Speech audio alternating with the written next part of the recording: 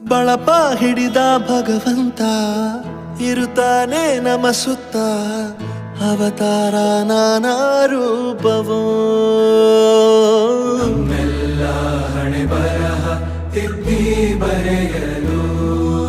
ಕತ್ತಲೆಯಿಂದ ಬಂತ ನಮ್ಮ ಕೈಯ ಹಿಡಿಯುತ್ತ ಕರೆದೊಯ್ದ ಬೆಳಕು ತೋರಲು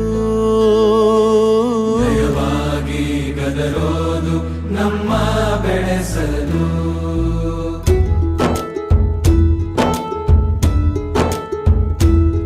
ಭಾಷೆ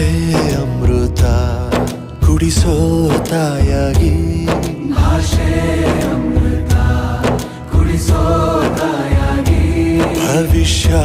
ಬರೆವಂತ ತಂದೇನೋ ಆಗಿ ಬರೆವಂತ ತಂದೇನೂ ಆಗಿ ಚಂದದ